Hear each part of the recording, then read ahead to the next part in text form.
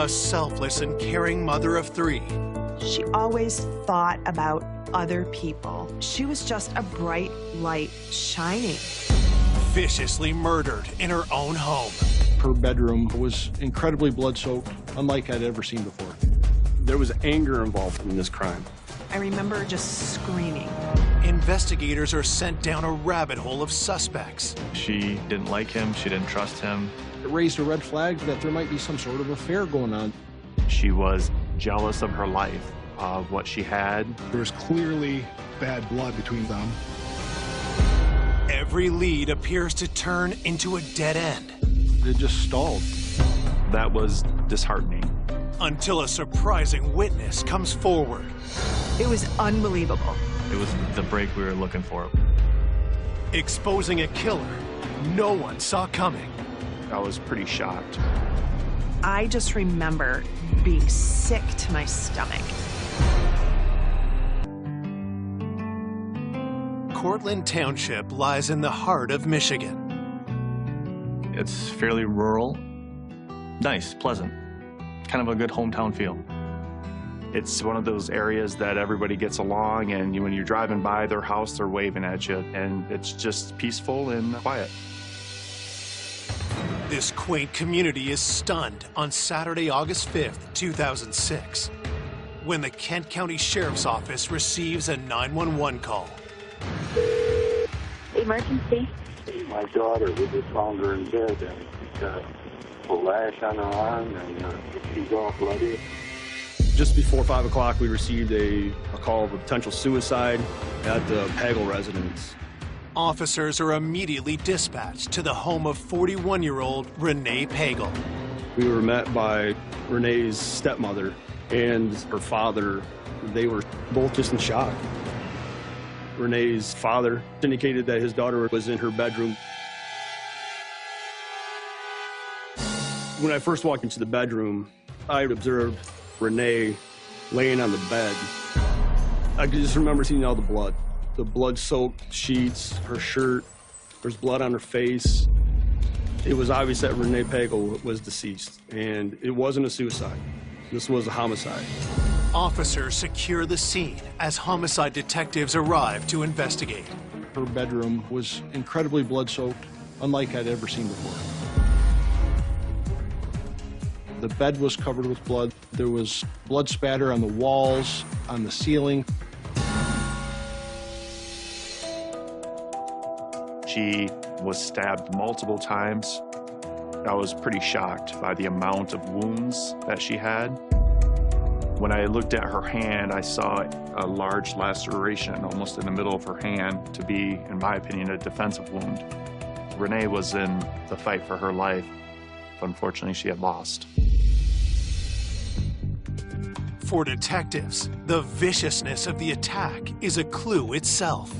It appears to us it's a crime of passion. Somebody has something against this victim, so much so that they want to brutalize this person as much as they possibly could. This was personal. Somebody went into that residence to murder Renee. Who in Renee's life would want to attack her and could be capable of such violence? Born in 1965, Renee's spirit was always full of joy. Renee was the most generous person I have ever known. She loved life. She was always smiling. Renee Pagel devoted her life to helping others. She was a nurse practitioner. She had done medical mission trips around the world, and then she also worked at a homeless clinic here in town. She always thought about other people. Renee's greatest joy was being a mother of 3. She loved her kids so much. She was a great mom.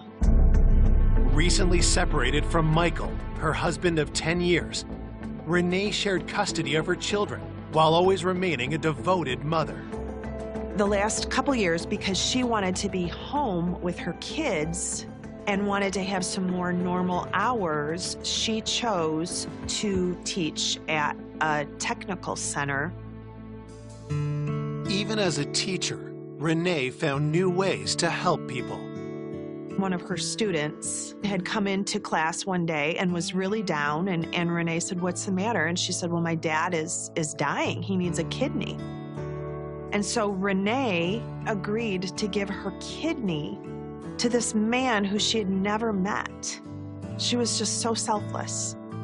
And it manifested itself in so many ways.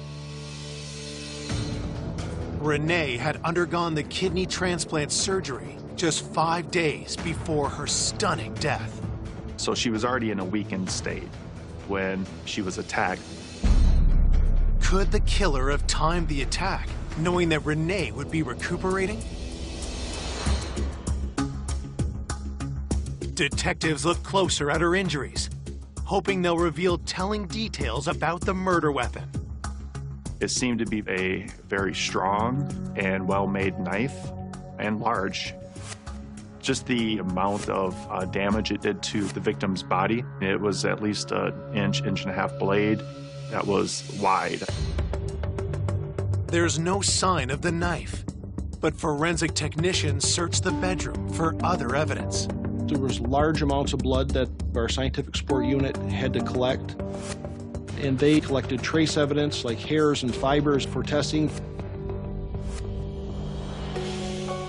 Detectives continue to search the rest of the home. What struck me about this case that was kind of odd, there was no other areas in the house that were disturbed, that were bloody or anything tracked to the home. It seemed to be very honed in on just her bedroom. It really kind of puzzled us as investigators. It was the most bizarre scene I've ever been on. This person, in my opinion, had to know that they had to cover their tracks, and I think it was planned, and they thought this out ahead of time. As forensics continue their work, detectives speak with Renee's parents. Her father, obviously, he was extremely upset. What he had just found out, his daughter brutally murdered.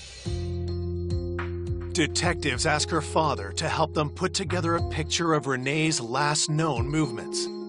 He last saw her the night before around 4 or 5 in the evening when he was picking up the children and bringing them to their father's house, who lived approximately 15 to 20 minutes away from Renee.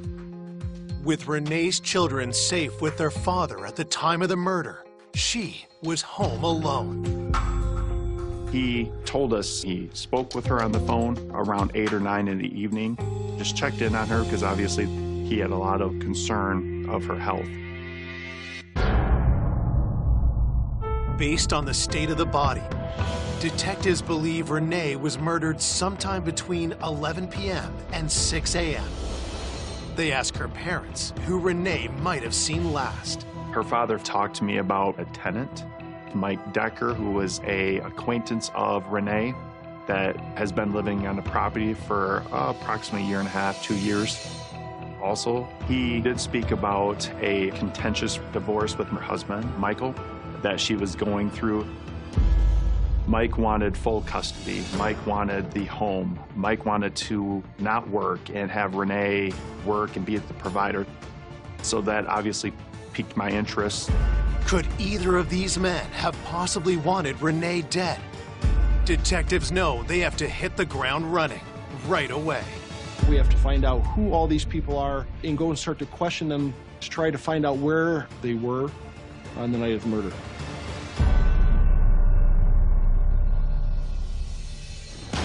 Coming up, investigators uncover an ominous obsession.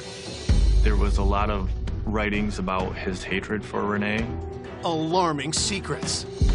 The ceiling had a hidden compartment. Renee told me how betrayed she felt. She was extremely upset. She was very hurt by this. And the truth blindsides everyone.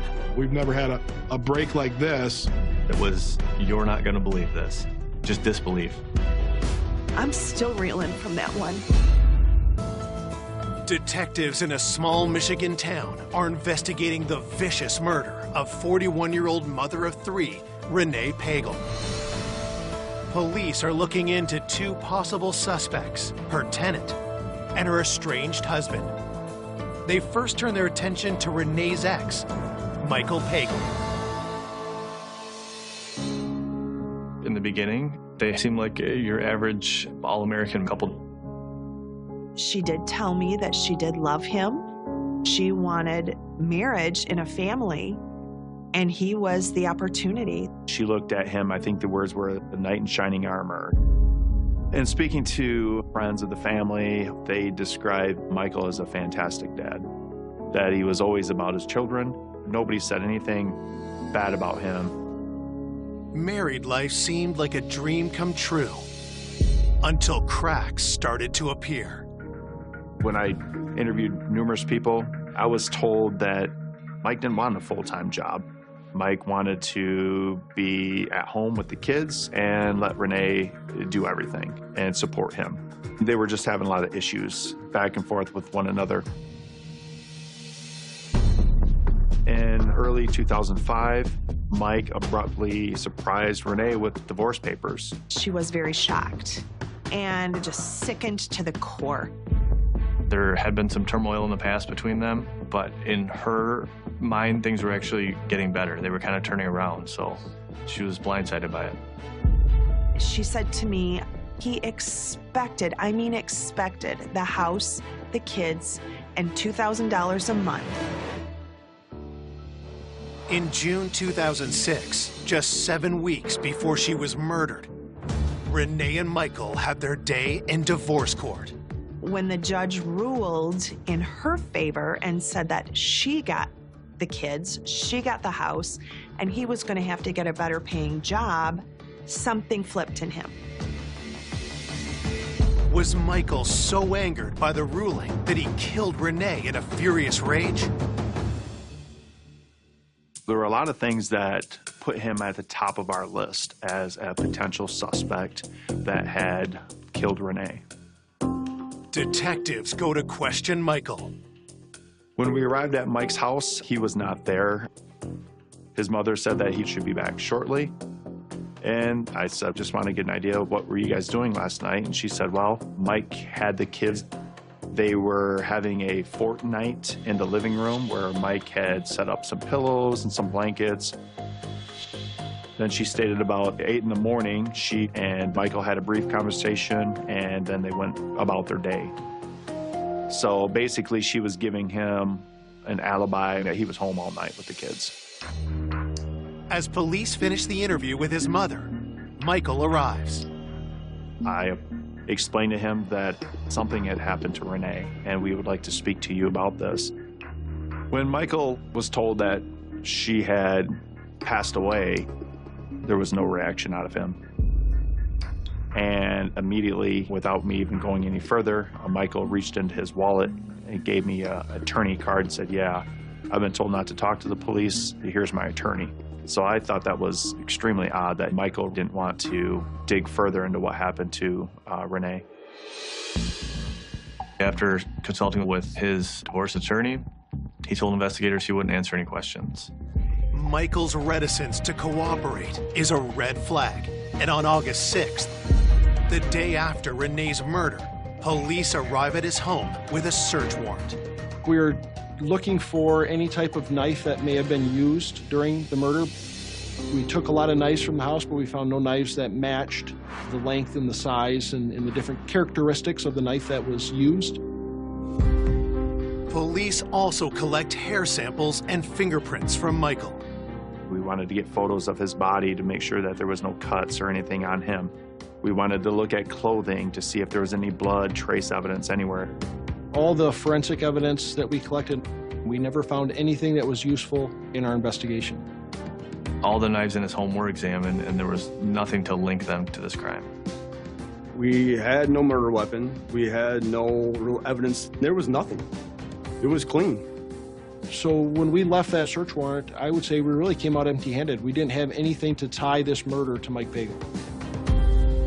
Despite his potential motive, Michael Pagel drops off detectives' list of suspects, while news of Renee's violent death quickly spreads across town. Her friend called me and said, Chris, Renee's dead. It was surreal. I remember curling up in a fetal position and just screaming. I screamed. I was angry. As her friends and loved ones struggle with her death, Renee's autopsy report comes in. Cause of death was blunt force trauma, homicide. It was a large, heavy-duty knife that was used on her.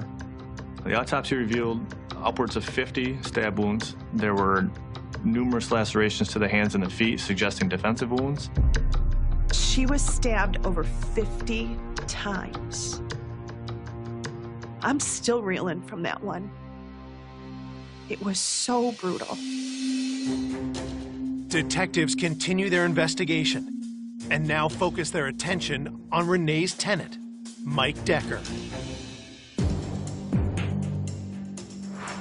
She had this barn that had an upstairs apartment, and he was a renter. The barn was about 75 yards away from the main home.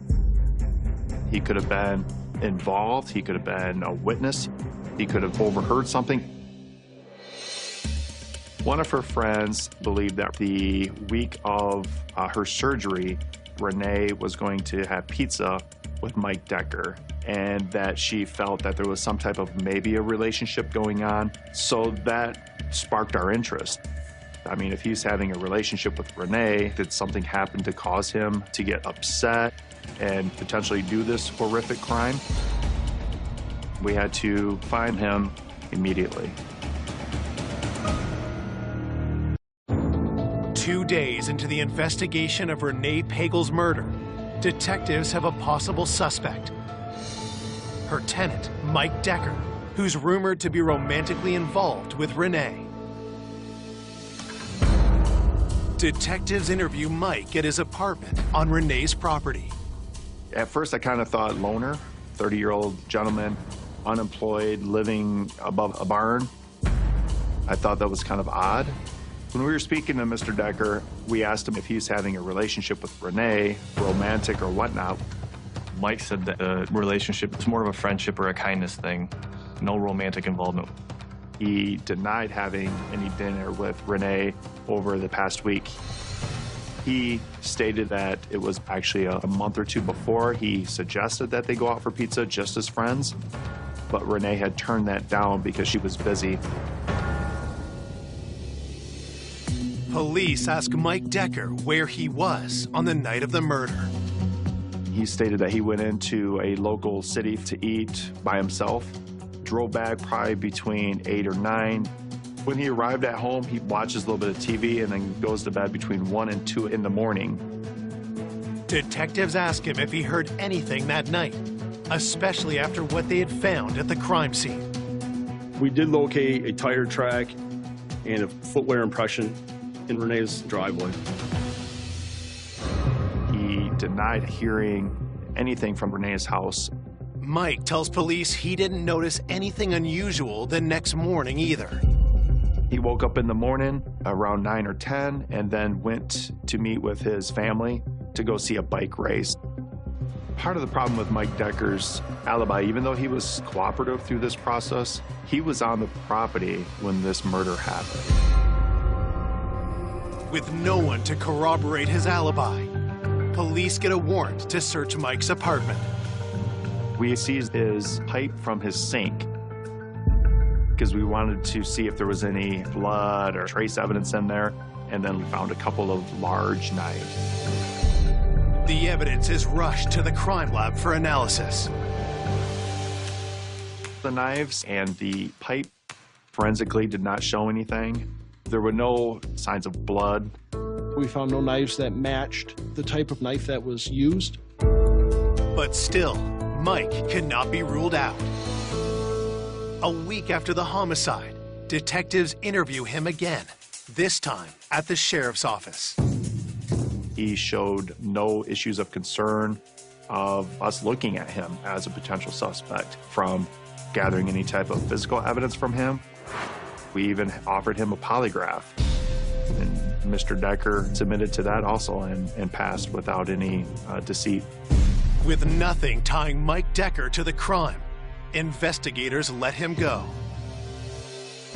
Searching for any further clues about Renee, detectives reach out to her parents once again, and in turn, get a lead on a new suspect, Renee's own sister, Michelle. Renee's father stated that the relationship between Renee and Michelle was strained. He mentioned that Michelle was jealous of Renee's life, of what she had. She wanted a successful career, a family, a home, all of those things.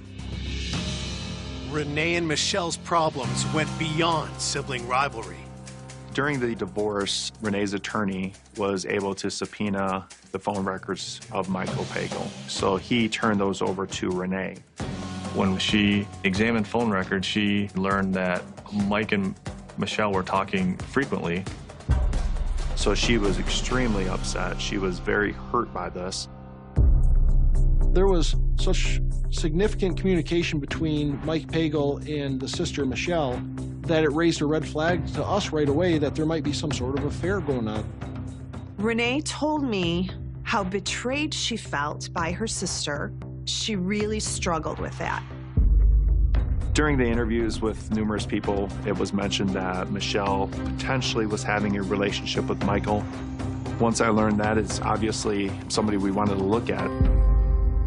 Michelle is brought in for an interview. And though she says that she is saddened by her sister's death, her answers raise eyebrows with investigators. She didn't speak very highly of Renee. She was not happy at all the way that Renee was handling the divorce. Michelle clearly took Mike's side in it and kind of put her sister in the bad light. She felt that Mike was a good father, and it was her sister that was really trying to take advantage of him. We did ask her if she was in a relationship or had a relationship with Michael, and she completely denied it.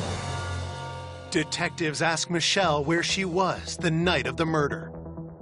She said she was working into the evening, and that evening she was home with her roommate. Basically, she was stating that she was home the evening of the murder. Michelle did take a polygraph, and she was found to be truthful and did not appear to have any involvement in the homicide. With Michelle all but ruled out, investigators discovered that she isn't the only family member Renee had issues with. When I spoke with Renee's parents, it was mentioned that Michael, her soon-to-be ex-husband, had a brother. The brother was Charles Pagel. They called him Bo. And they said that he was very strange, very odd. He and Renee did not get along. Renee didn't like him. She didn't trust him. When detectives dig deeper, they uncover something troubling. We learned from a close friend of Renee that he had been married numerous times, and she believed that maybe Bo had murdered his last wife. Was Bo a killer? And had he now killed again? That obviously raised some red flags for us as investigators, and that's somebody we wanted to speak with very quickly. Detectives investigating the vicious stabbing of Renee Pagel are looking at her estranged husband's brother, Bo Pagel. Bo was married 3 times in the past, and one of his ex-wives died under suspicious circumstances. One of Renee's friends gives a statement to police claiming that she believed Bo may have killed his ex-wife. Obviously, what really sent us his way was the potential murder of his last wife, so that had our attention. Detectives must determine if Bo could actually be a killer. They look deeper into his background. Bo was a loner, lived at home with his mom. We learned that he was on-the-road trucker, and he traveled all over the country. He would be gone days at a time. Investigators also look closer at Bo and Renee's fractured relationship. There was clearly bad blood between him and Renee, dating back years, going back to the wedding. We found out that Bo refused to be in the wedding. He was going to be the best man. He did not like her, thought she was not good for Mike, and he didn't approve of it whatsoever. He was outspoken to Michael about even marrying Renee. And I think the relationship between Bo and Mike was really more of an estranged relationship for the 10 years that Mike and Renee were married. But after Renee and Michael's separation, everything changed.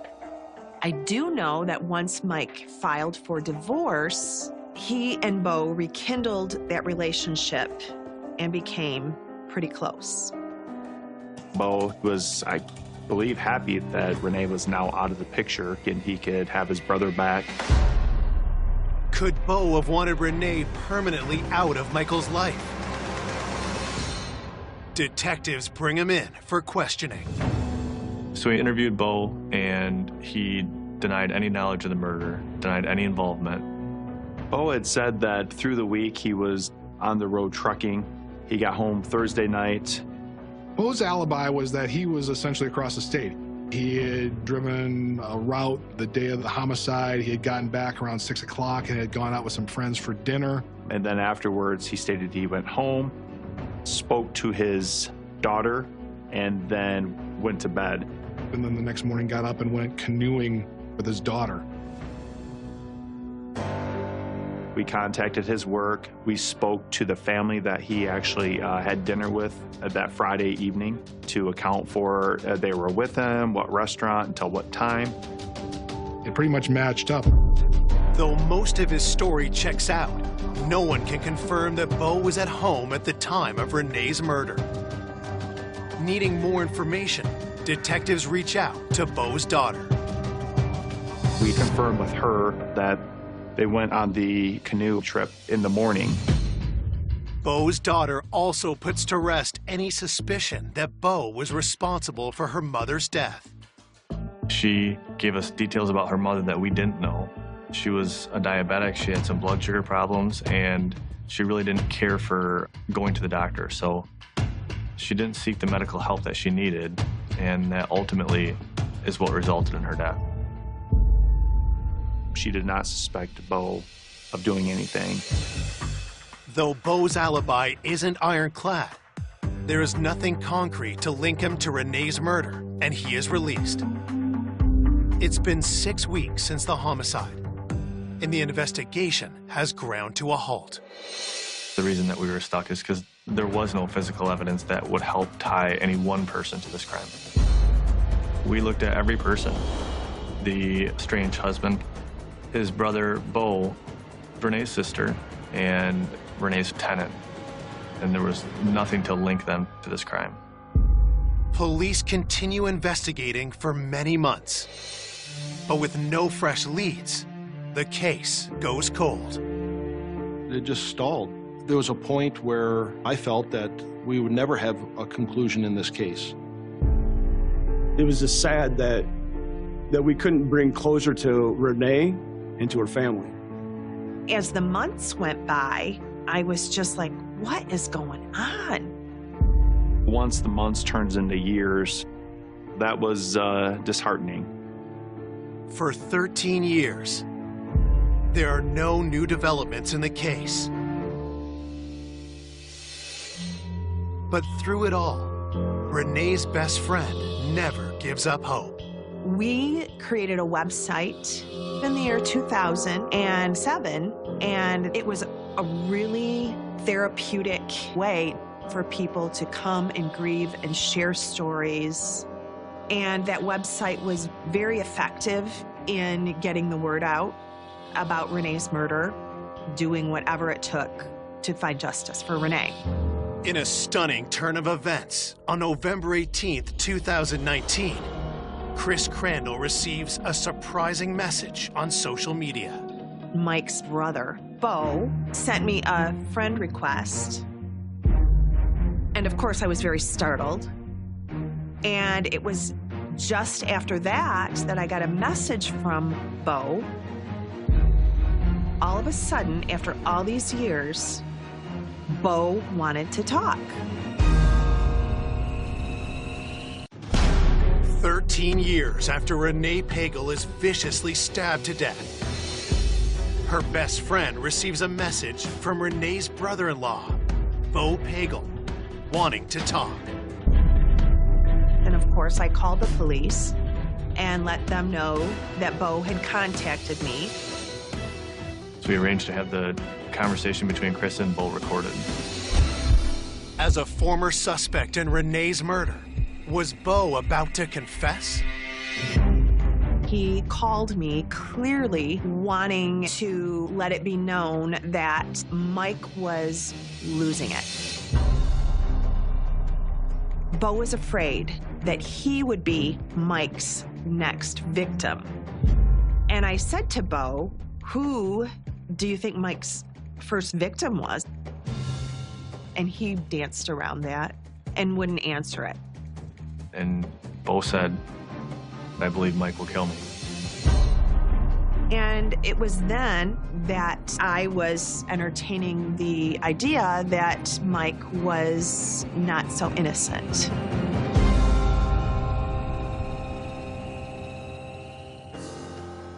I listened to that conversation and was very concerned. Bo believes Mike's capable of killing somebody. We felt this was a big break. We now knew that Bo may have information about whether or not Mike did commit the murder. On February 3rd, 2020, 2 months after his conversation with Chris Crandall, police formally interview Bo. I just asked him to tell us what he knew about anybody being involved in Renee's murder, and he quickly told us that Mike Pagel was responsible for Renee's murder. It's a stunning revelation. It was the break we were looking for. It was the big piece of information that we needed. Knowing this is their chance to finally solve Renee's murder, police get an official statement from Bo. Bo laid out the story for us. Back in 2011, Bo and Mike decided to go out. Mike grabbed a six-pack of beer, and they just drove around and talked as brothers. And they stopped over the top of one bridge over a small river, and in the midst of that conversation, Mike produced a bag, and inside the bag was a knife that was wrapped in a cloth, and Mike made the comment to Bo of, "This is how I finalized my divorce," which was a complete shock to Bo. And it immediately made Bo angry. He said, "I believed you for all these years, we've supported you, and come to find out you're the one responsible. I can't believe you would have done that." And I think this made Mike angry. He expected Bo to congratulate him. So the way Bo described it was out of frustration. Mike took the knife and threw it into the river. Bo described it as about a 12-inch long, bigger knife, and it appeared to be a very strong, sturdy knife. Investigators get Bo to show them exactly where Michael had thrown the knife. There was quite a bit of old metal, various pieces of cars and other things inside the river, and in my opinion, that wasn't a safe diving environment. We had to find another means to search the bottom of the river. Police wonder if they will be able to recover a knife that has been in the water for 9 years. Then, one of the detectives comes up with an idea. It's called a rare earth magnet. The magnet is something that I've had at home, and it just came to mind as an option for a way to search the watery area and to grab whatever metal pieces were on the bottom of the river. It was tremendously impressive for him to come up with his own homemade magnet device. And, you know, he concocted his own fishing line and pulling it through the stream, which is remarkable. Police spend 3 days painstakingly dragging the riverbed with no success. So we were on our last few passes of the river, and I began pulling toward my side, and then it was, "You're not gonna believe this," just disbelief. The knife was stuck to the magnet, and it was exactly as Bo described.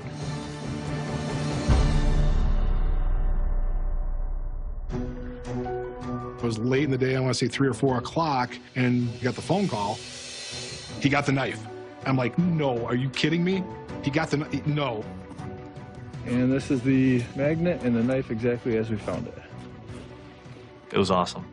It was everything you could hope for when you're investigating a case, to get that piece of evidence that you know you need, that you really weren't sure if it was going to be there, but there it is. Police now need to confirm if the knife found matches the knife used in Renee Pagel's murder. We brought it down to the medical examiner's office. They viewed it and instantly said, absolutely. It's consistent with the injuries that are on Renee's body. We were very confident we had the murder weapon. Unbelievable. We've never had a a break like this, we got the needle in the haystack by finding the knife, and now we had a murder weapon that backed up what a witness said. It allowed us to validate Bo's statement that that knife was thrown in that water by Mike Pagel. On February 6th, 2020, 13 years after Renee's death, Michael Pagel is officially charged with her murder. So this case was going to hinge a lot on the testimony of Bo, but it's still circumstantial evidence. And is the jury going to believe him or not? In the midst of that, the defense attorneys asked if we would consider a plea offer. When someone asks for a plea, it usually means that they're willing to tell the truth. And in this case, that was one of the conditions, is we wanted to hear the truth as part of the plea agreement. The prosecution agrees to a plea deal of second-degree murder and a minimum of 25 years in prison. We wanted to get a term of years to make sure he was old enough that he would never harm anyone again. On May 20th, 2020, 55-year-old Michael Pagel agrees to plead guilty to second-degree murder, avoiding a trial by jury.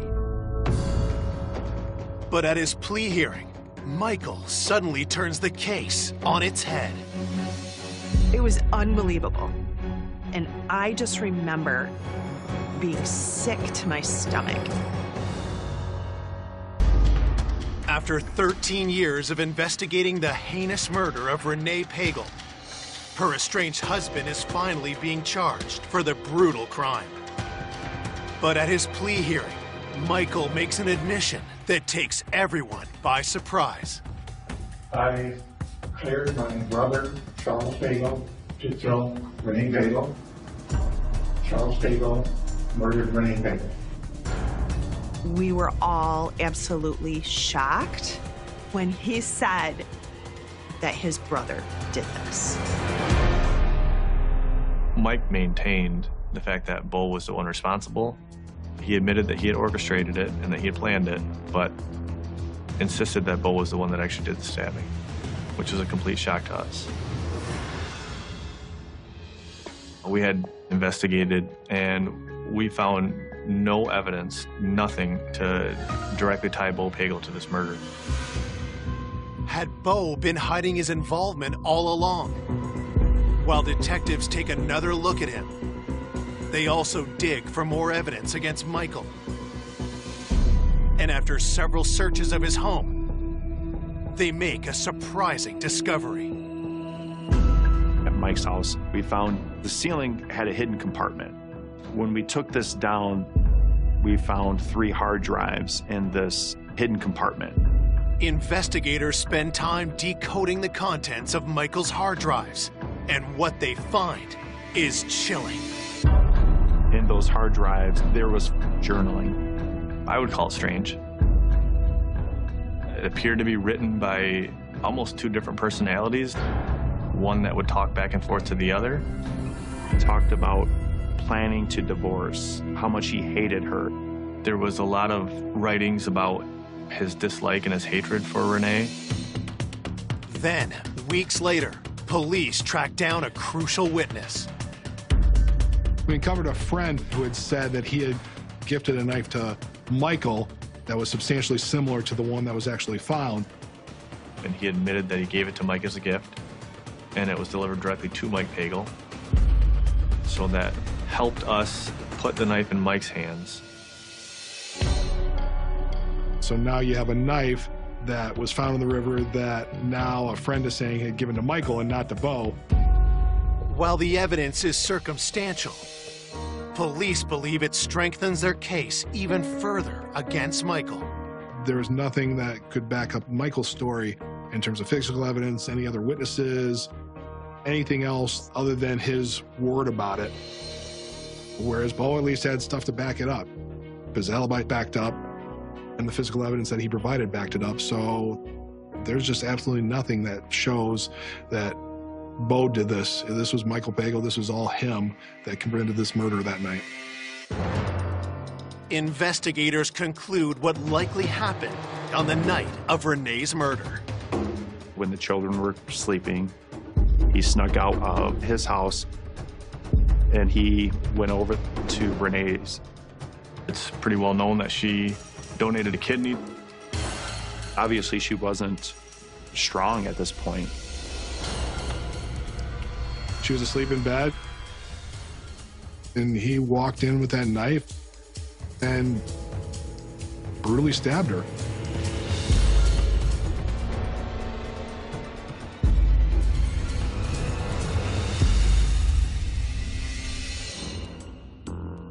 I believe that Mike no doubt planned this out.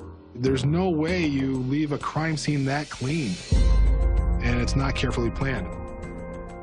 How he absolutely didn't leave a blood drop, a fingerprint, a mark, any physical evidence.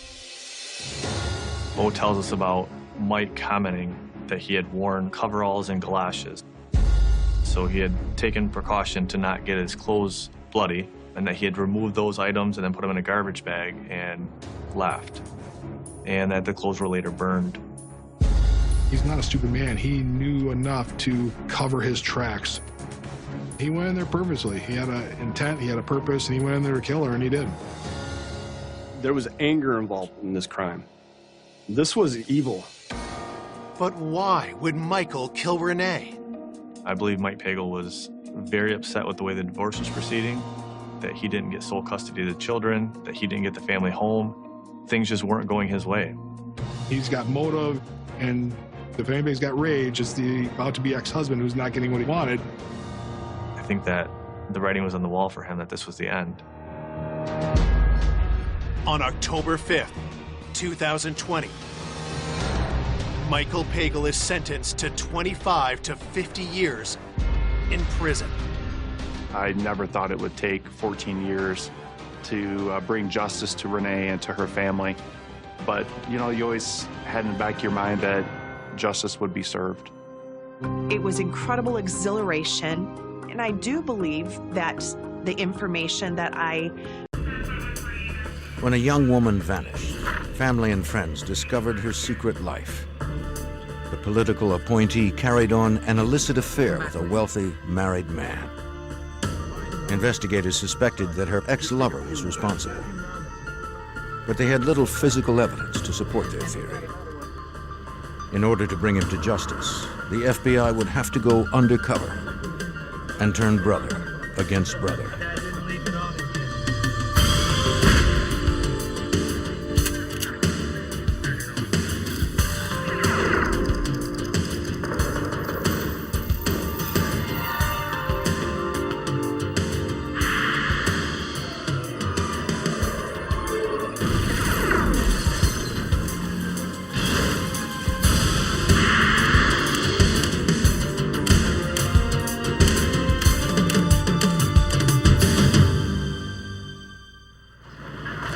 Power is a responsibility as well as a privilege, but in the wrong hands, power can corrupt.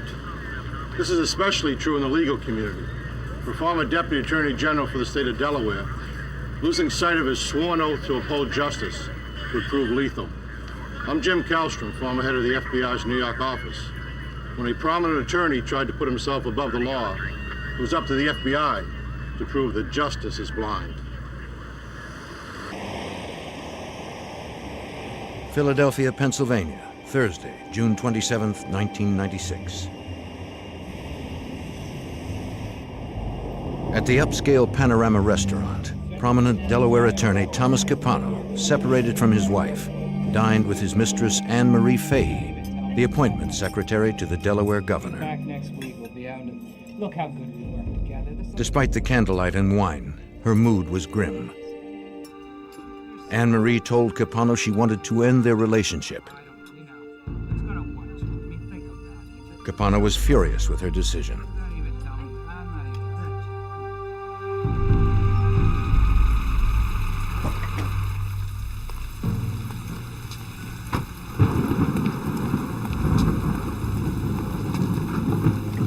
After dinner, Capano drove Anne Marie to the Wilmington, Delaware house he rented since leaving his wife.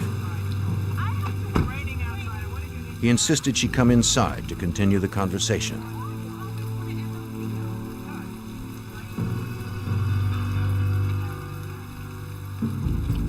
didn't want their affair to end.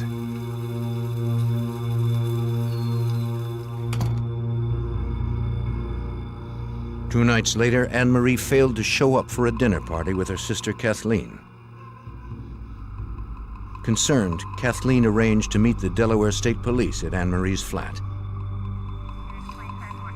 She explained that no one had heard from the governor's secretary since Thursday.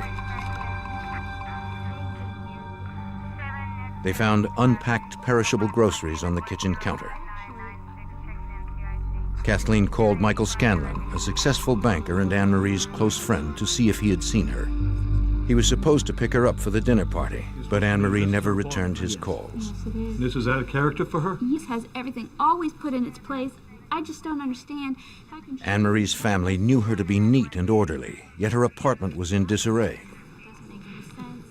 Shoes littered the bedroom floor alongside her purse. An expensive pantsuit remained in its gift box. This isn't normal. No, not at all. A detective searched the purse.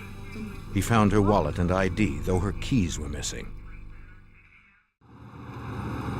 Detective Robert Donovan of the Wilmington Police was called to the scene and believed that Anne-Marie hadn't left the apartment on her own. From the information that they're providing, they said she's not the type of person to leave, go walking around the neighborhood, or to go somewhere without letting somebody know where she's at. Number one, typical with a female, when she goes somewhere, she takes her pocketbook, wallet, identification, something. This is Detective Donovan. In the bedroom, Kathleen found a packet of letters from a man named Thomas Capano. They professed his love for her. Kathleen and Scanlon were perplexed. Anne-Marie had never even mentioned Capano. There's nobody that we knew. Though Anne-Marie's sister had never heard of the man, Detective Donovan certainly had. Thomas Capano was a powerful man in the state of Delaware. Tom Capano was extremely connected. He was, at one point, he was number 2 man for the city of Wilmington. He was head legal counsel for the governor for the state. He was very close with a number of state representatives, state senators, extremely close with some retired police chiefs for the city of Wilmington. Very influential. The detective found Anne-Marie's journal in the bedroom and flipped to the last page. The diary entry evidenced her relief at ending her love affair with Capano. It read, "I have finally brought closure to Tom Capano. What a controlling, insecure maniac." Doesn't look like a happy relationship, though. No, not at all. The officers paid a visit to Thomas Capano at 3:39 a.m. Separated from his wife and the father of 4 daughters, 47-year-old Capano was living in a rented house located only minutes from Anne-Marie's apartment.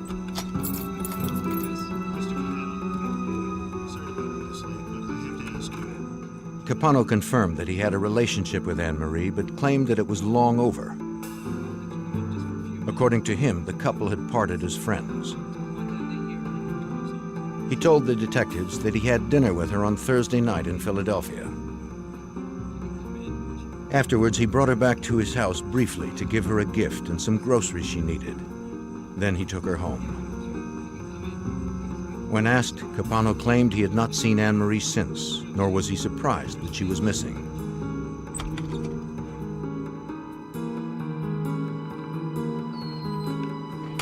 Capano explained that Anne-Marie had Friday off. Perhaps she had decided to go away for the weekend. He described her as moody and at times suicidal. He suggested the police wait until Monday morning when she would probably show up at work. We then asked him if she, in fact, was at his house, and if he would have a problem with us looking through his house. He stated that he would have a problem because his children were with him for the weekend and they were upstairs asleep.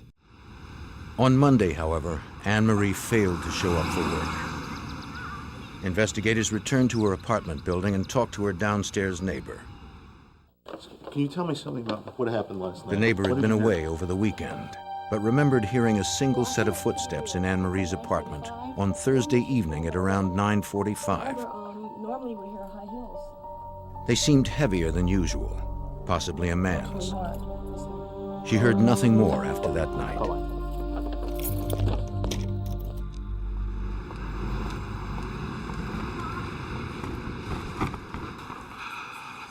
State and local investigators checked Anne Marie's bank and credit card accounts and found no activity after June 28th. Friends and relatives reported they had not seen or heard from her since that day. All right, here. Apparently, Thomas Capano was the last person to have seen Anne Marie Fahey. Take him up to the Panorama restaurant in Philadelphia and see if you can find Investigators someone traveled across the Delaware border to Pennsylvania to corroborate Capano's story.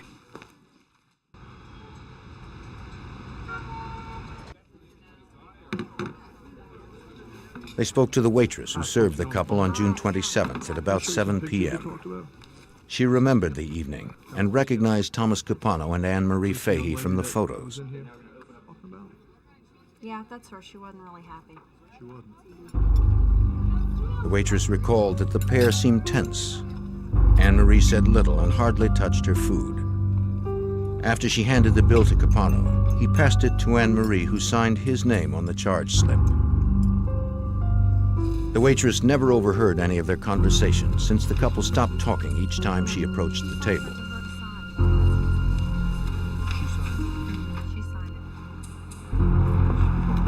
Investigators met with several of Anne Marie's close friends, who described an illicit affair that had begun almost 3 years earlier. In 1993, 27-year-old Anne Marie Fahey met Thomas Capano in the governor's office. No, Tom Capano. Despite her high-profile job, she was impressed by the powerful lawyer and flattered when she caught his eye.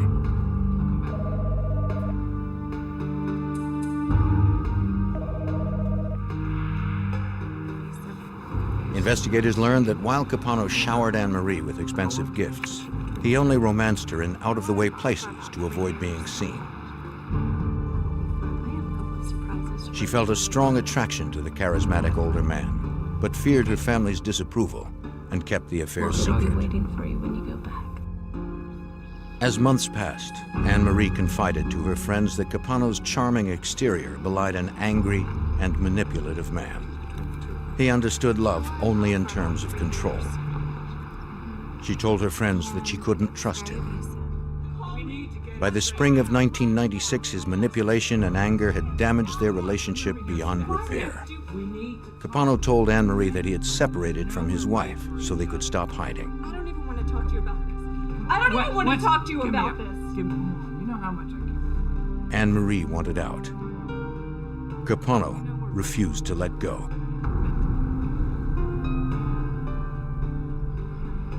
Detectives learned that shortly before Anne Marie disappeared, she began seeing Michael Scanlon, who she found caring and stable.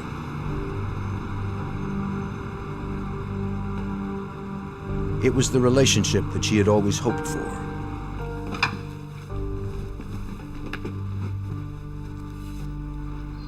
The prospect of a marriage proposal seemed promising.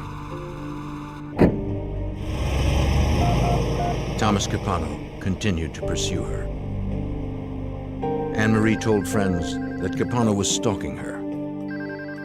She was scared and wanted him out of her life. Capano refused to accept the rejection. Well, Tom Capano had never been told no before. He thought that he could control everything in his life and everything in everybody else's life. Finally, somebody, Anne Marie Fahey, stood up to him and told him, no, I've had enough, and Tom couldn't handle it. The Fahey family posted a $10,000 reward for information relating to Anne Marie's disappearance. Over the 4th of July weekend, hundreds of concerned citizens helped police conduct a massive search of the local park where Anne Marie often jogged. The governor himself joined in the hunt. Thank you for everybody who knows and loves Anne Marie. They found no trace of the missing secretary. The case became a federal investigation since Anne Marie, a resident of Delaware, was last seen in Pennsylvania. Special Agent Eric Alpert of the FBI's Wilmington Field Office offered his help. I contacted Robert Donovan, asked him if we could be of any assistance. He said we could.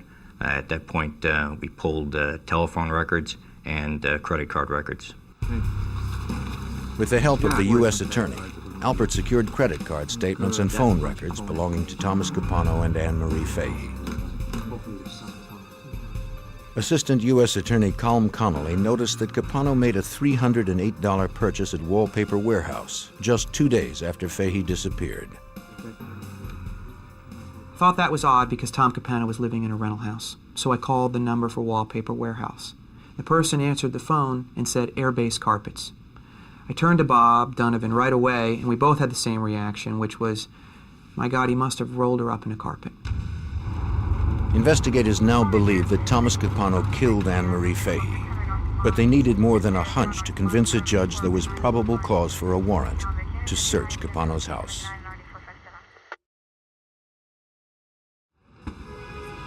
In July of 1996, agents and local detectives focused on attorney Thomas Capano, who they suspected was responsible for the murder of his former mistress, Anne Marie Fahey. 2 days after she vanished, Capano had purchased a new carpet. For Assistant U.S. Attorney Colm Connolly, it raised suspicions that Capano had concealed Anne Marie's body in a rug and removed it from his house. Up until that point, we had probable cause to believe that Tom Capano had played a role in the disappearance of Anne Marie Fahey. But what we didn't have was probable cause that we'd find evidence in his house. I really wanted to call you in to ask. Hoping to establish probable cause in order to obtain a search warrant, investigators learned that Capano's housekeeper had cleaned his home 4 days before Anne Marie's disappearance. She added that Capano canceled her service the following week, claiming that the house didn't need cleaning since his children hadn't stayed over. The detective quickly noted the inconsistency in Capano's story. On the night he was questioned in his home, the attorney claimed his children were upstairs asleep. 3 weeks later, the housekeeper returned to the residence and noticed something that struck her as odd. The love seat and carpet from the living room were gone. In their place sat 2 chairs and a brand new carpet. This simple observation gave Assistant U.S. Attorney Colm Connolly all he needed to move forward. So when you combined the rug and the couch with Tom Capano's statement that he had brought Anne Marie to his home on the evening of June 27th, and you combine that with all the other evidence we knew about their tumultuous relationship, we now were armed with probable cause to get a search warrant for his house. Connolly and FBI agent Eric Alpert prepared an airtight 37-page search warrant for Thomas Capano's Wilmington home, serving it on July 31st, 1996. Detective Robert Donovan didn't know what they'd find, but they knew where to look. We searched the entire residence, but we took special attention to this room, the great room area, because we believed that Anne Marie Fahey was murdered in that room. The team found the 2 chairs and new carpet described by the housekeeper. They moved them to see what might be hidden underneath. Hey, careful with the furniture. Okay, you don't have to destroy the place. The floor was clean. On the baseboard nearby, agents found something promising. Barely visible to the untrained eye, they saw 2 brown spots that appeared to be dried blood. Agents retrieved samples by swabbing the area with a mild saline solution. Investigators hoped the FBI lab in Washington, D.C. could provide stronger forensic evidence from the samples. For DNA lab examiner Alan Giusti, testing the recovered material presented a challenge. The items themselves are not very large. The stains were actually fairly small, and because of that, we have to be careful because our test will consume part of a stain to determine if it's blood. Giusti performed a Kastle-Meyer test.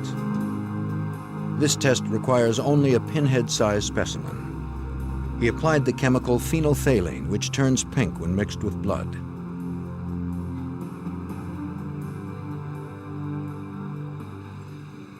The test worked. For Agent Eric Alpert and the team, the discovery was important. This is very significant because at this point we had no murder weapon and had no other physical evidence in the case, so finding blood was very important to us. We needed to find whose blood that was and whether it matched Anne-Marie Fahey's blood. It was impossible to determine whether the blood belonged to Anne-Marie without DNA samples from her or her parents. Samples from her siblings would be too disparate to provide solid results. Unfortunately, Anne-Marie's parents were deceased. Anne-Marie's brothers and sisters provided investigators with a possible lead. A check of the missing woman's calendar book revealed that she had given blood a month before she disappeared. Agents went to the blood bank to subpoena the sample. It was too late. Her blood had been reduced to plasma and shipped overseas. There was only a slim chance it could be retrieved. Worse yet, DNA-rich red and white blood cells had been removed, and extracting DNA from plasma alone is next to impossible. As the investigation slowly moved forward, Thomas Capano continued to live a life of ease.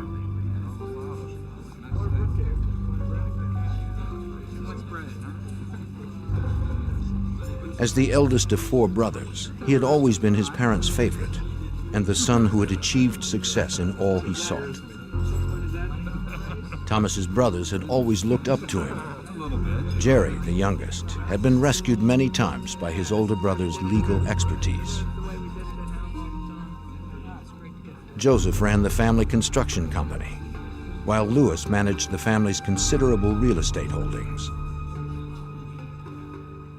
The Capanos were multi-millionaires and seemed impenetrable. Investigators learned early on that Thomas Capano's family and friends were unlikely to cooperate. We spoke with an awful lot of people that are very influential that just would not believe that Tom Capano was capable of murder. And were mad at us for investigating him. We're mad that we believed he was, in fact, a murderer. That was frustrating because it was tough to get anybody that was cooperative. The team believed that if Capano killed Anne-Marie, someone close to him probably helped dispose of the body. But no one was talking.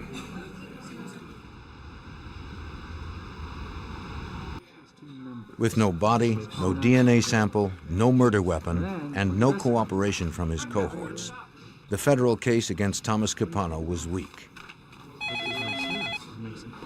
On August 6th, Agent Alpert received a call from Sean Taylor, a project manager in Louis Capano's development company. Taylor knew something he believed might interest investigators. He agreed to meet agents and detectives in a secure location, fearing what would happen to him if the Capano brothers found out he was talking to authorities. He described an unusual event that occurred the day after Anne-Marie was reported missing.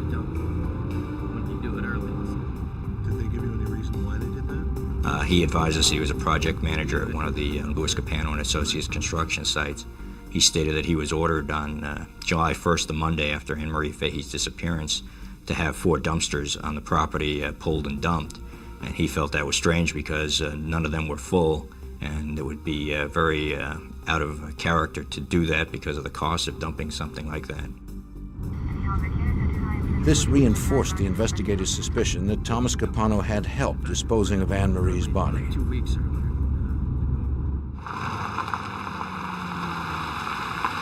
Louis Capano's development company was served with a subpoena for the dumpster records, as investigators began to turn up the heat on the powerful Capano family. Louis, I need to talk to you. Here, go ahead and take these. Get with Bob. They hoped one of the brothers would turn against Thomas and tell authorities about Anne-Marie's disappearance. Your screw-ups are driving me crazy. The solid bonds between brothers began to strain, but Thomas managed to keep everyone in line.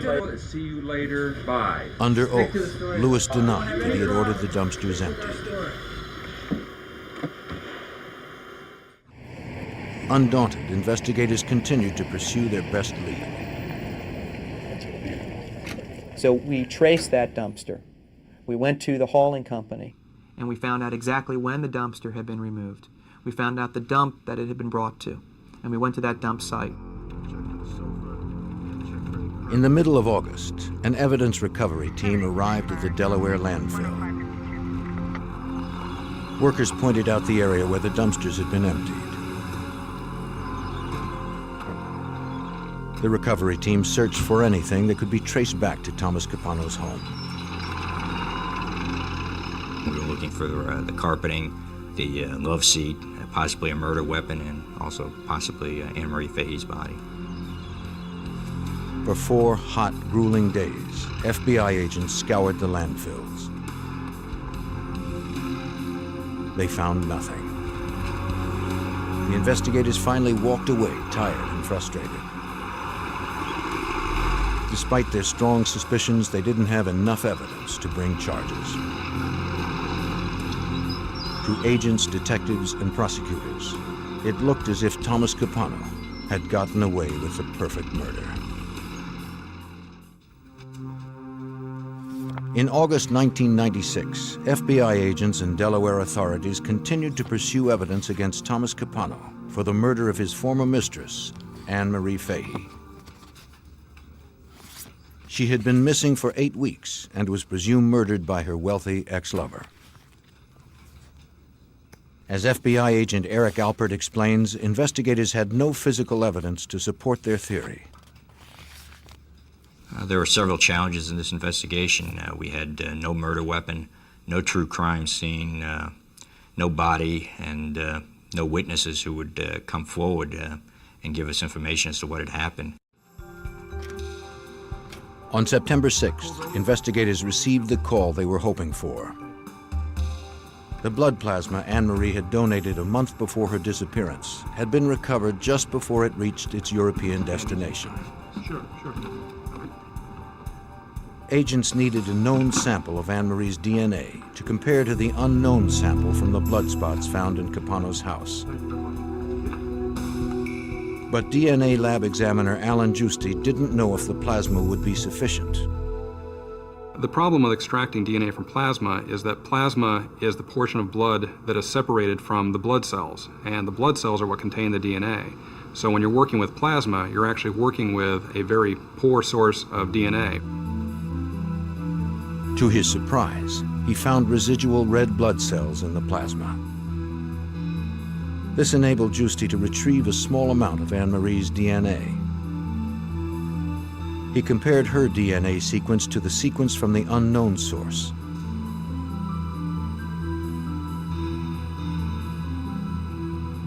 They matched. There was only a minute chance that the blood spots from Capano's house did not belong to Anne Marie Fahey.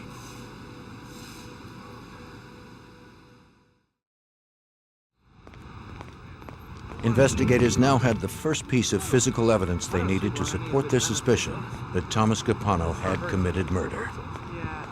They knew they needed more. Capano's cell phone records revealed that he had called a woman named Debbie McIntyre from Stone Harbor, New Jersey on June 28th, the morning after Anne Marie disappeared. Investigators learned that Debbie McIntyre was yet another one of Capano's mistresses. We saw that they called each other frequently, but we weren't sure about their relationship.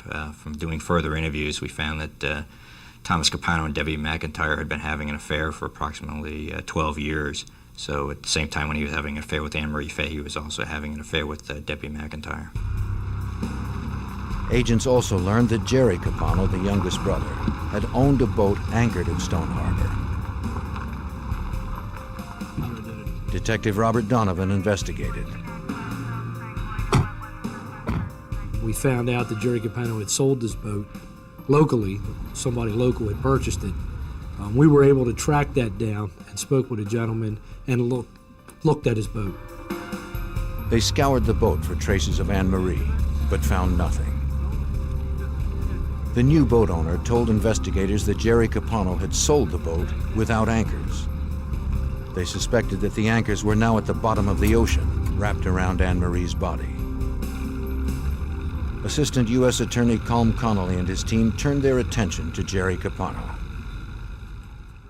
And so beginning back in November of '96, we put in place this undercover operation with the idea that we would gather incriminating evidence of Jerry's activities and any other information we could gain about his role on June 28th in disposing of the body.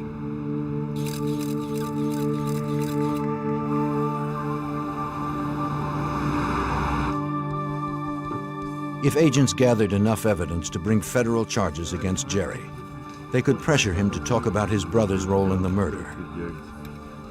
For 11 months, undercover agents tracked Jerry's every move. They learned that he frequented bars and nightclubs and used illegal drugs. They also learned that he collected firearms, a federal crime for a known drug user.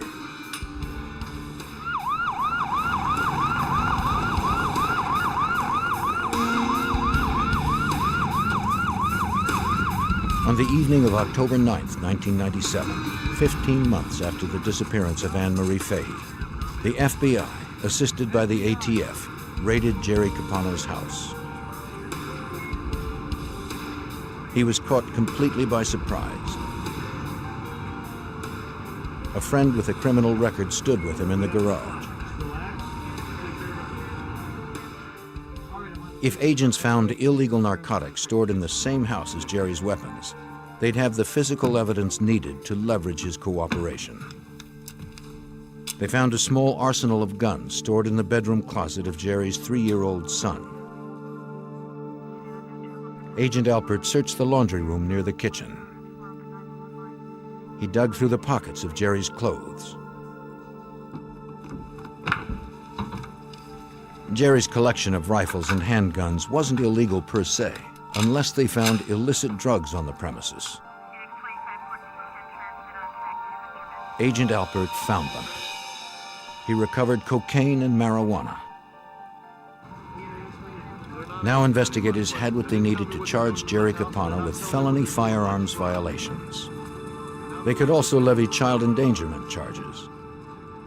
They did neither. Prosecutors would offer immunity if Jerry would testify against his brother Thomas. We did not believe Jerry had any role in the murder of Anne Marie Fahey. We only believed he had a role in the cover-up, the disposal of evidence. And we also knew he was very loyal to his brother. He almost viewed his brother as a father figure. But at the same time, he had a wife, he had children, he had a pretty good life, a life that he probably wouldn't want to give up to go to jail. And that was the card that we had to play. I mean, they've come through the entire house. After the raid, the FBI allowed Jerry Capano to consider all that was at stake. We need to talk now.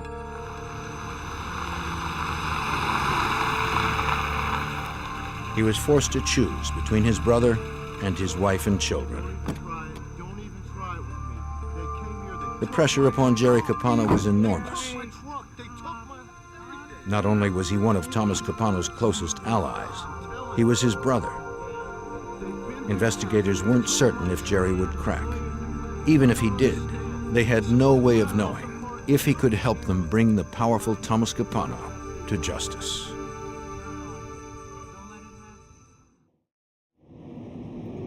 A year and a half after the disappearance of Anne Marie Fahey, Jerry Capano asked to see the FBI and U.S. Attorney Colm Connolly on November 8, 1997. Federal authorities had threatened Jerry Capano with federal firearm charges if he did not cooperate with their investigation. They suspected Jerry had helped his brother Thomas Capano dispose of Anne Marie's body in the Atlantic Ocean. With legal counsel by his side, Jerry related his involvement in the incident. It began months before Anne Marie's June 28th disappearance. With you personally. Early in 1996, his brother Thomas came to him with a problem. Jerry told Agent Eric Alpert that he didn't realize Thomas had lied to him. Well, in February 1996, Thomas Capano went to his brother Jerry and told him that he was being extorted, that somebody was threatening his children. He asked Jerry to get him some cash to help pay the extortionists. He also asked Jerry for a gun and said that he might need Jerry's help someday with the boat to dispose of the extortionist's body. Jerry provided Thomas with $8,000 and the gun he asked for. Thomas returned the weapon a month later, telling Jerry the money was enough. He didn't need the gun after all. He heard little else about Thomas's problem until Friday, June 29th, 1996. I got a call from Tom. Early in the morning, Jerry stepped out of his house to find his older brother parked at the end of the driveway. Thomas looked upset. 6 o'clock in the morning, Tom. What are you doing here? Jerry, I need your help. Jerry, I need you to get the boat. I don't want any part of it. Jerry knew, as soon as Tom asked to use the boat, that Tom had been involved in the killing of somebody. And Jerry said to Tom, "Did you do it?" And his brother said yes. And Jerry said he didn't want to have any part in getting rid of a body, and he refused to give up the boat. He said he had a wife, he had kids, he had a beautiful home. And Tom played the brother card. Tom said, "I have nobody else to turn to. You're my kid brother. Please help me." I'll meet you at your house. About an hour? And finally, Jerry relented. And Jerry agreed to meet Tom and to go to Stone Harbor and to take the boat out and dispose of the body.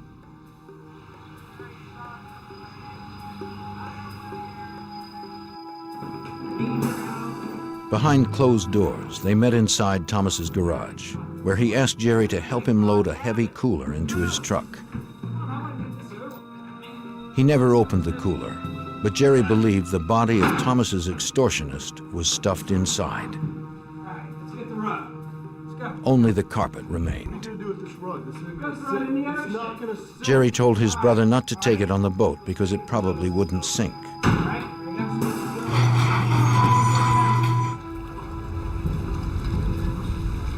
When they arrived at Stone Harbor, New Jersey, they carried the cooler down the dock in plain sight. It was a common cooler used by fishermen at the marina, large enough to carry an ample supply of bait. No one would think twice about two men loading the heavy container onto a boat.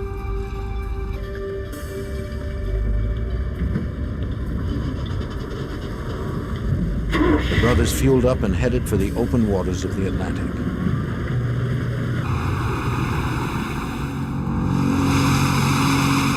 Thomas Capano ordered his brother to motor 60 miles offshore, where the water was deep enough to hide the body permanently. No one else would be close enough to see what the brothers were about to do. They heaved the cooler into the sea, but Thomas Capano miscalculated.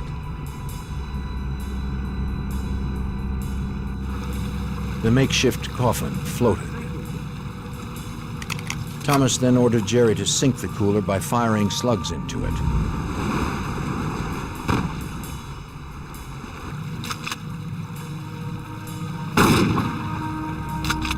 The cooler still floated.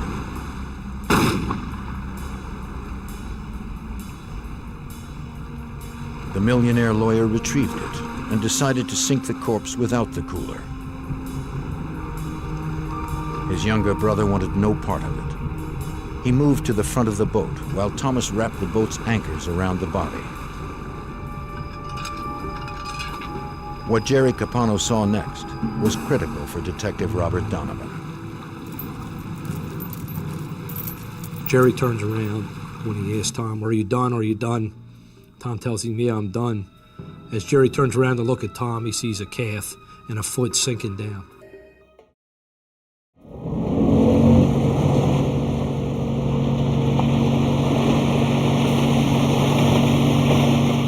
On their way back to Stone Harbor, Thomas Capano disassembled the cooler and scattered its parts into the ocean. And Tom said he needed me to come back to the house, that he had something else that I needed to do with him. The work wasn't finished. Wrapped it in anchor chains and threw it over. His brother needed to dispose of more evidence. Tom says, I need your help getting rid of this couch. And Jerry sees a stain on the couch, which would be right about shoulder height, which is a large, he described as a basketball-sized blood stain. Well, then do something. Then do something about it if it bothers you. Investigators believe the stain was caused by a fatal gunshot to Anne Marie's head.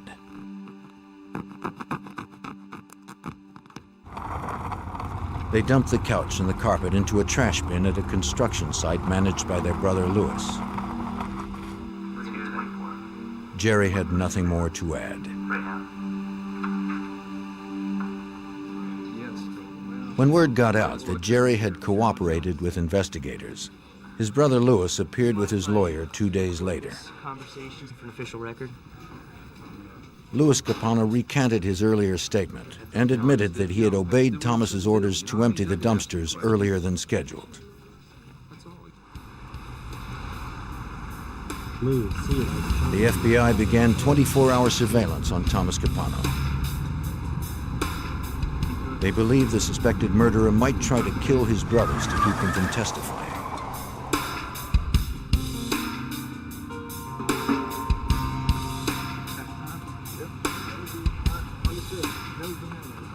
Less than a week later, on November 12, 1997, the surveillance team watched Capano and his brother Joseph loading suitcases into their truck.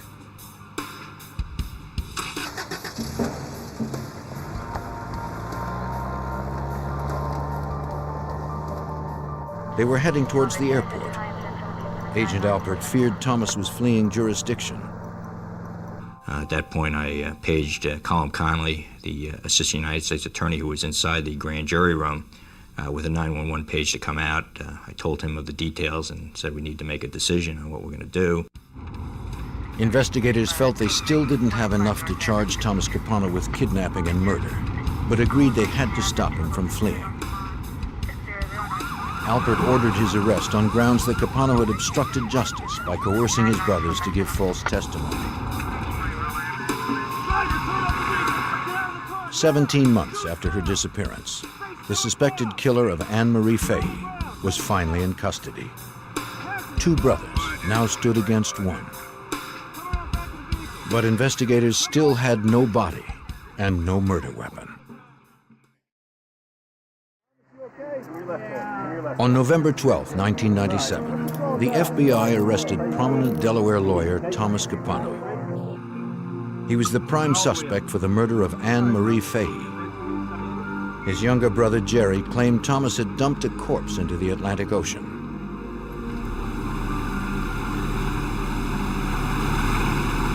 Jerry pointed investigators to the area off the New Jersey shore, but they never found Anne Marie's body. Assistant U.S. Attorney Colm Connolly had a daunting task ahead of him. We didn't have a body, and that's always a problem. There have only been a handful of prosecutions in the country that have been successfully done without a body. And in Delaware, prior to this case, there had only been one case prosecuted without a body, and it had resulted in an acquittal. The only physical evidence they had against Thomas Capano were 2 specks of Fahey's blood found in his living room. While investigators prepared the difficult prosecution, Special Agent Eric Alpert learned something that could strengthen their case. We received a phone call from an individual who said that he had found the cooler floating in the ocean around the weekend of July 4th, 1996. And I asked him to further describe the cooler, and he said that the cooler was missing a lid and had a bullet hole in it. The lead sounded promising. I'll have somebody there. The caller read an article about Capano's arrest that reported a cooler was used in the crime. But the story never mentioned that the lid was missing or that a slug had pierced it. Alpert immediately drove the 2 hours to Bay City, New Jersey to check the lead.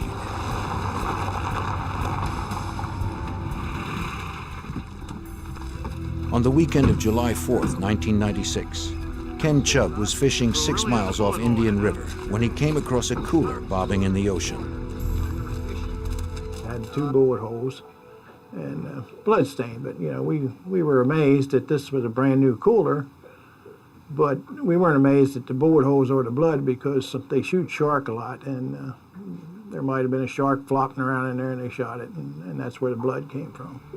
Yes, sir. There certainly is. In fact, there's two of them. Chubb patched the holes, replaced the lid, and used it as his own until the Capano arrest story broke.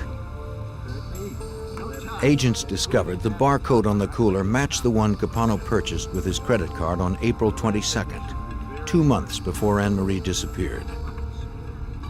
The cooler was important in this case because it prevented Tom Capano's defense team pretty much from saying that Jerry Capano was lying. It corroborated exactly what Jerry Capano had told us well before he knew we would ever find this cooler.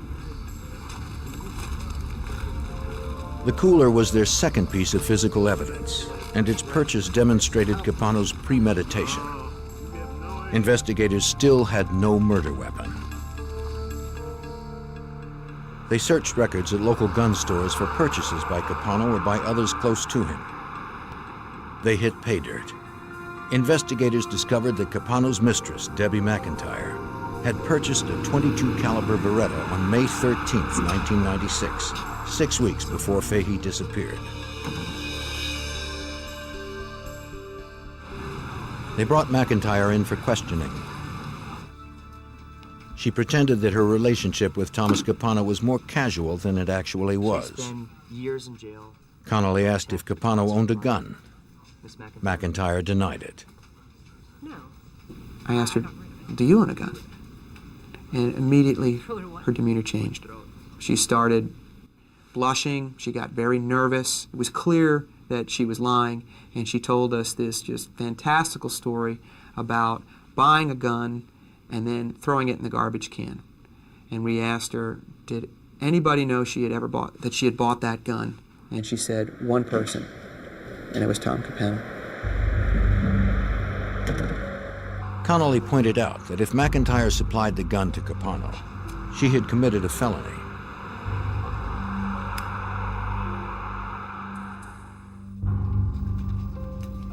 Under the advice of her attorney, McIntyre admitted that Capano had asked her to buy the gun in the first place.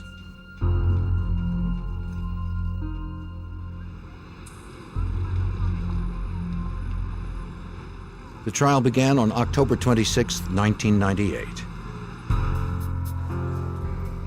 Early on in the proceedings, Capano surprised the prosecution by admitting that he had disposed of Fahey's body as Jerry had testified. He also admitted to asking his brother Louis to empty the dumpsters early. On the witness stand, Capano painted his own version of events on the evening of June 27, 1996. After dinner, he and Anne-Marie came back to his place. According to Capano, they had resolved their differences. They were enjoying each other's company when Debbie McIntyre burst into his house. What are you doing? Who is this? Stay here with this woman. What are you doing in my house? I am gonna... Angry and despondent, McIntyre threatened suicide. Anne-Marie was killed instantly. Despite his legal training, Capano claimed he didn't call police because he was trying to protect McIntyre and himself. Instead, he retrieved the cooler that he said was to be a gift to his brother. See if I can refresh your memory. He decided to use it as a coffin. This is the official document. During cross-examination, Connolly pointed out that Capano had prosecuted a similar case in 1976 when he served as Assistant Attorney General for Delaware. In that case, the killer dumped his victim into a creek near Delaware City. At the time, Capano was quoted as saying the killer would have gotten away with his crime if he would have dumped the body into the Atlantic. Capano denied this. Well, it's all here. Can I submit this, Your Honor? In the state's version of events, Capano forced Anne-Marie Fahey to return to his house. She was determined to end their affair. Capano would not be jilted. He took out the Beretta that McIntyre bought for him and shot Fahey in cold blood.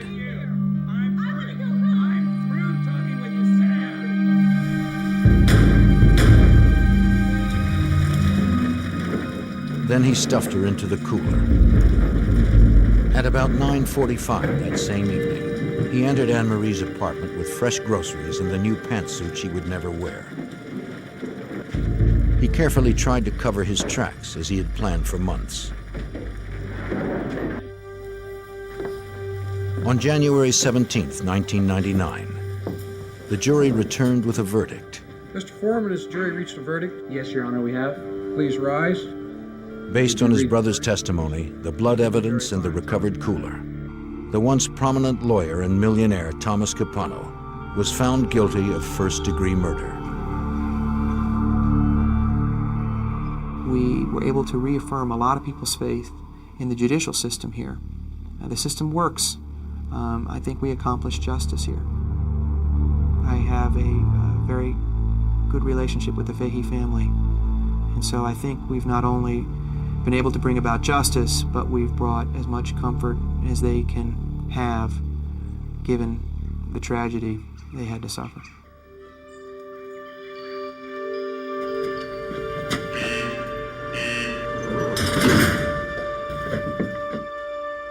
The jury went further, sentencing Capano to the gas chamber. It was the first time in Delaware history that a defendant had been found guilty in a capital crime without a body or a murder weapon. Capano now waits on death row pending appeals.